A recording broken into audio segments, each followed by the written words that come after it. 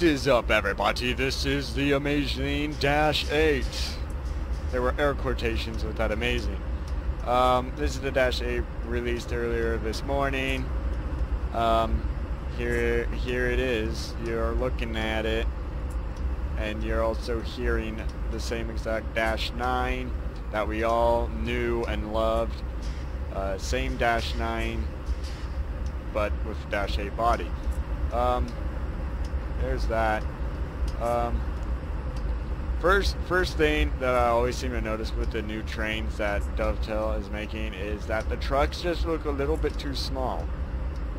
So here, look at how much space is between those trucks and then the front and the back, right? And then you look at the Dash9s and they're just like,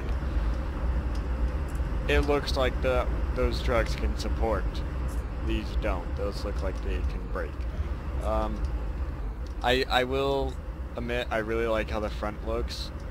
I'm a huge fan of how the front looks. I'm also a fan of how the cab looks. I like how the cab looks. This is the cab, by the way. The cab looks really nice, you know, all nice and detailed and stuff, but it's not impressive locomotive at all. It sure looks impressive. Like, I would use this in probably that, it being like that train, but I wouldn't really look forward to leading it. I mean, look, my head is literally cutting off the freaking whatever that is. Brakes. When you apply emergency right here, I'm just going to cover this right now because this is the most disappointing part of it. It shows emergency right here, right? And then, but when you literally press backspace, you know, the quick and easy way to throw it into emergency, nothing happens. I mean, it says you're in emergency, but it also says your brakes are at 0. Here it says train brake 100% emergency, 64 PSI on the brakes, right? But it's what? Just why doesn't this come? Whatever. Same reverser sounds, throttle sounds, same everything.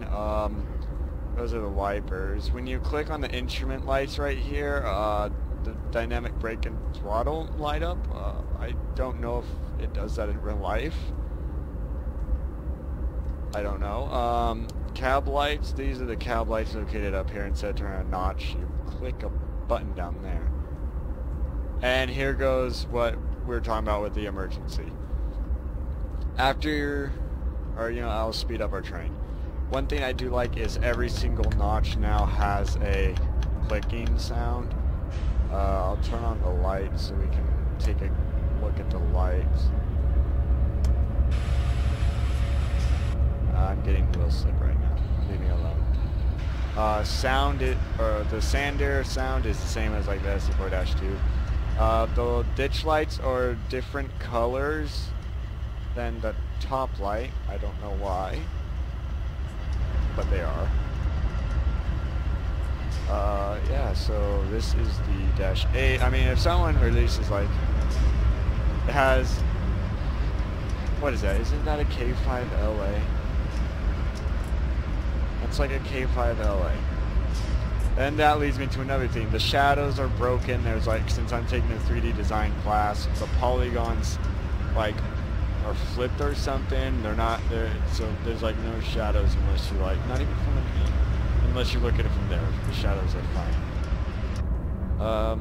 We're passing through this grade crossing right now, but we're gonna pass through another one, and I'll sound the horn and everything like that. The horn is a huge part for me, but here it goes. Same as the Dash9. These are your head out views. Alright, now let me discuss about emergency, because emergency brake applications in this train are stupid. So let me hit the bell off. I'll turn the sand off. Okay, ready? I am going to press backspace, and I'm going to put the mic right next to the keyboard so you hear me press backspace. 3, 2, 1. There is emergency for you. The brake doesn't move forward. It says we're in emergency up here, and as you can see, the brake cylinder pressure went up. It says we're in emergency here, and the brakes, right, but the brakes don't activate like in the cab. And then what we will eventually see is the next part, which I just think is absolutely ridiculous.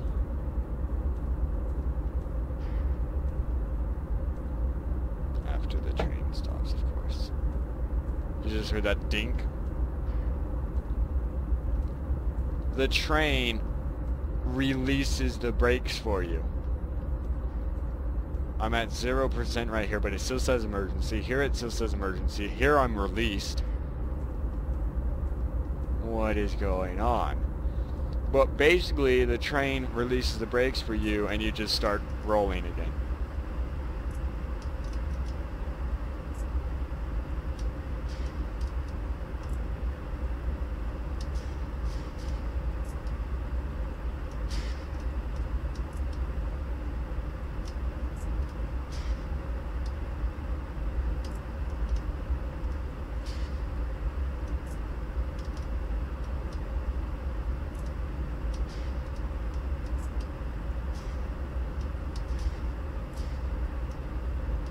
There we go. We're just gonna, it just releases the brakes on the train for you, and you just start rolling. What if you're like in a legitimate emergency and you just start, you know, sliding down a hill going into emergency?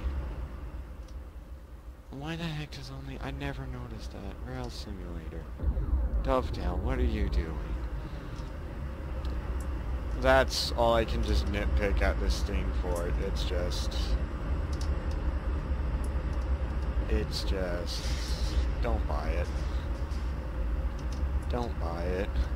Buy a third-party one, because from what I've seen of the third-party ones, it's worth it. Don't buy this one. I mean, yeah, it probably looks nicer. Don't buy it. I don't know. Buy it if you want to. I wouldn't recommend you to buy it. Oh gosh, you keep... The startup switch also shuts the locomotive down, so I mean, whatever. This was the Dash8. One of my friends calls the Dash9 the crap 9. I call this the crap 8. So, and the headlights do not cast shadows. Oh my goodness, why can't they just have, cast stupid shadows? It's not that hard. Cast shadows, and don't go 7 miles in front of the train. Okay, these ones don't go too far, but still, come on. Don't go that far, you dunces. Whatever. This was a Dash8 here. This is my review of it. You guys can buy it. I will definitely get sound mods for this. The sounds are just the most disappointing part of it currently. The brake system is weird when you put it into emergency. I mean, do the brakes even work? How am I at 98% full service if the brakes, like, so if I just, like...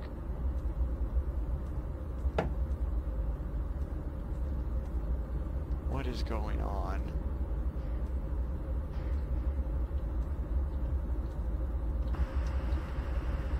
Oh. Why did I go in? Whatever, I'm an editor now. This was the Dash9, you guys. Thanks for watching. Comment, rate, and subscribe. Tell me what you think. And if you want, go out and buy the Dash8. It's $20 on Steam. Yeah, I'll see you guys later.